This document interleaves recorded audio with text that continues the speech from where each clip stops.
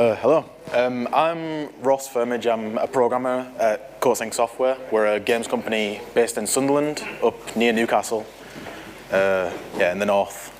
So this is the contents of the show today. I'm going to introduce the company, introduce Esper, then I'm going to talk about some of the technologies we produced to bring Esper 2 to the Gear VR, because we had hurdles that we figured out in Esper 1 that we can make a bit more streamlined, mostly for the artists, and then bring the game to look as good as it can.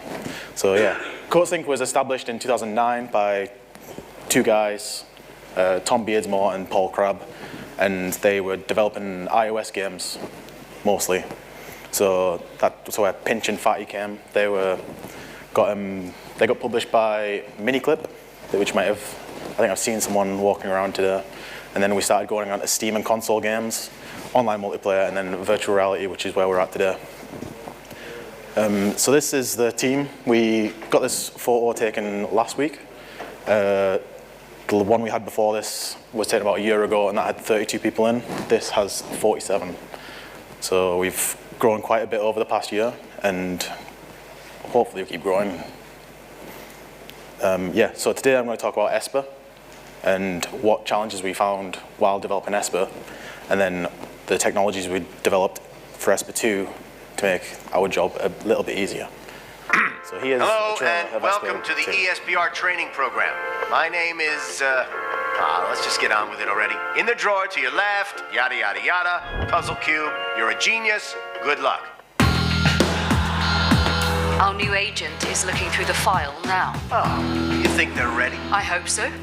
Ernie reported a strong telekinetic anomaly in Southeast Asia and requested an agent to help investigate. If my suspicions are correct, then time is of the essence.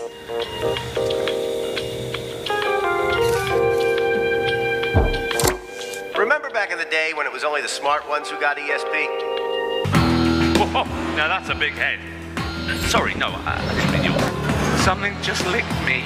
There's some really weird stuff down here. This will be one of my many tests I have in store for you.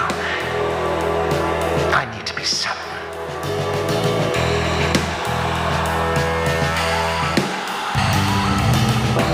Hey, cut that out. So yeah, that's Esper 2, and one of the things we found while developing Esper 1 was that while light mapping, you have to set up your scene, set up all your lights, and then you set it off to bake. This means it prints it all out into one giant texture, and it can take about 8 hours for a full scene. But the problem is you didn't get to see the final product until the bake had finished. So you take the 8 hours, look at it and say, that bit's wrong, let's move the light over, build it off again, and then you get the same, rinse and repeat until you get your final product. So with Esper 2, we developed a progressive light mapper, which bakes as, it shows what you're baking while you're baking it. And then, so that the artists can just hit build, start baking and say, oh, this bit's a bit dark over here, we'll take it back out, move the lights around, show it back up, and then we'll go from there. We can also use our light mapper to cheat a little bit with our shaders, because we know the player's perspective isn't going to change because we're on the Gear VR, it's a fixed perspective, there's no head tracking. We can bake reflections into the textures as well. So any windows, mirrors, we can say the player's going to be in this spot, there's a light over there, and he's going to be able to see all of this in that projection window there. So that means that we can make it look a little nicer with a couple of shader tricks. And we also made it so we can distribute it across, as you can see on the left-hand side here, 15 different machines. Just tick the ones you want to send it off, and then it'll send a job over to each computer, just like when you're doing a render for that animation. Do the same with a light map. And yeah, just makes it so that the artist's job is that little bit more quicker. So yeah, this is a screenshot from the first version, which we've used in Esper 2, and we're currently working on version 2, which has CPU and GPU support, so that we can use OpenGL and OpenCL.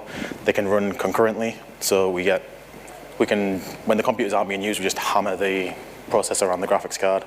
And we can also edit the lights during the bake in the new version. So you don't have to pull it back into Unity, you don't have to put it, then set up the bake again, you just move it around, it'll start the rebake automatically. And then, again, we try and make it as quick as possible for our artists to change the light maps on the go.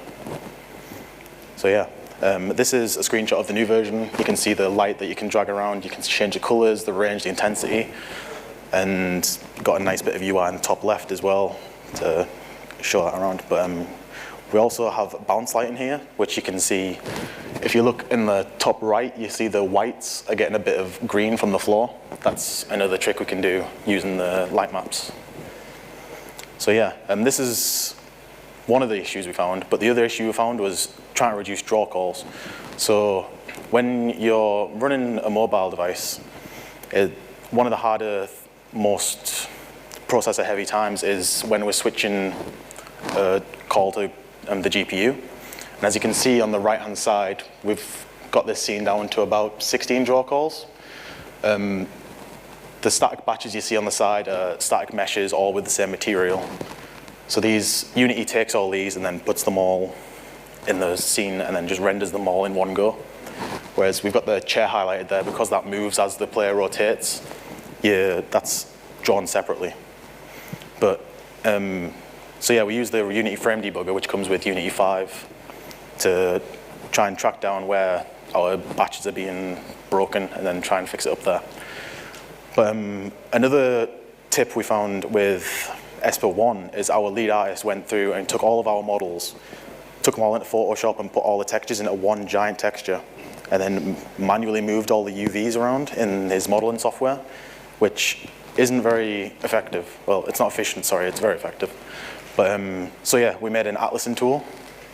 So you drag all the models that are going to be in the scene in this one, what we call an atlas. We hit build, and then it'll build the texture for you, and it'll move all of the UVs around for you. It takes about 15 seconds. But yeah, then when we up-resed the Gear VR version to PC, we're also able to put in normal maps, emissives, and specular to get extra shines and like more depth to every model. So these are all of the properties you can use with our atlasing software. These are the light map and specular textures that we were talking about earlier with the light mapping software. And you can choose your texture compression and all of the attributes that come with the meshes. So some of the attributes we don't care about, like the vector color and the vertex color, we strip that out, and if we need them, we insert them manually. And then, yeah, so when you hit build, it'll strip out all of the attributes you don't care about. It'll bake in the UVs into the new meshes, and it'll automatically bake the scales in as well. So if you have an object at a funny shape, funny size, it'll bring it back down. Another thing is, with the newer version, if you drag a model into the scene from the project file, it'll automatically switch it over to the newer version from the atlas, so you don't have to worry about having unatlased objects inside the game world, because the tool's already detected that it's a new mesh and it's already in the atlas, so it switches it over for you. I think that's about it. Yeah. Is there any questions?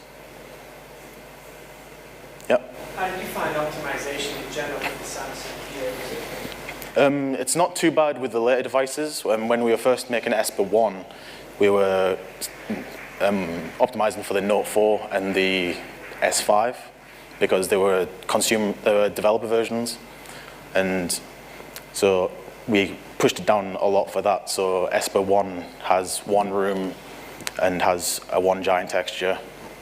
We found one big problem was having alpha behind alpha. So if you've got two transparencies fighting against each other, you get some weird artifacting sometimes.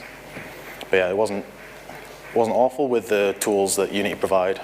The main bottleneck was then your textures and Yeah, because the RAM for the graphics is shared across both the CPU and the GPU. So you have to find space for them both, really.